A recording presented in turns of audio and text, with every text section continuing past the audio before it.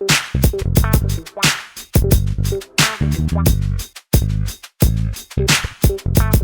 how do you take criticism? Not well. Oh, that's not good. Why are you going to bring up one of my bad points? I'm pretty good at everything We've been except meaning to that talk one. to you about this.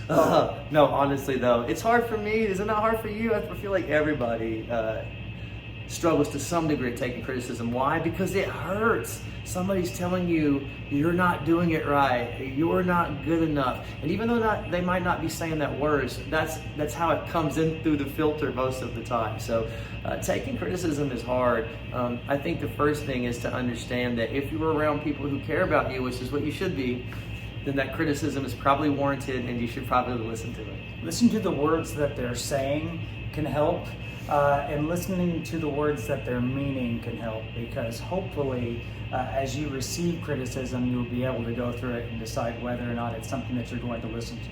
Some criticism is good, some criticism is wrong, and really taking the time to remember who you're talking to, but also decide if you should do something in response to it.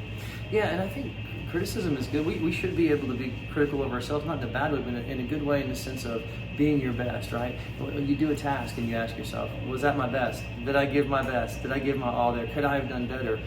That's not really what we're talking about.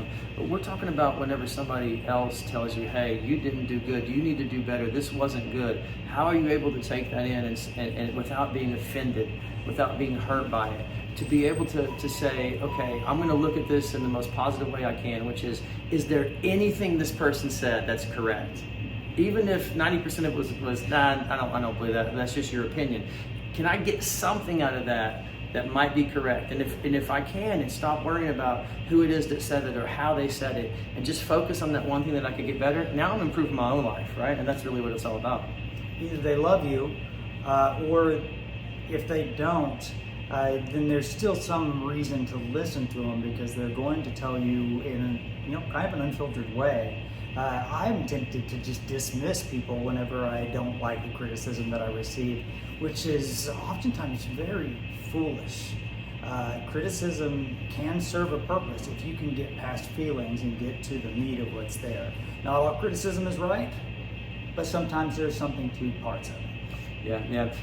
A lot of this has to do with insecurity and things like that. When we have insecurity, it's really hard to take criticism, because that just plays into that default response of I'm not good enough. And then when somebody tells you that, then on the inside you're like, see, I knew it. And so it's really hard when you have insecurity. And so I say first that's something you should probably take care of. And if that's something you need to work on, well, Kevin's a counselor. I'm a counselor. We have a bunch of counselors we work with. Come see us. One last thing, I'm going to jump in. And this video is really over, but we are talking to the external critics, not the internal critics. Sometimes your internal one's a lot meaner with a lot less there. That's a different video, but it'll be on this channel.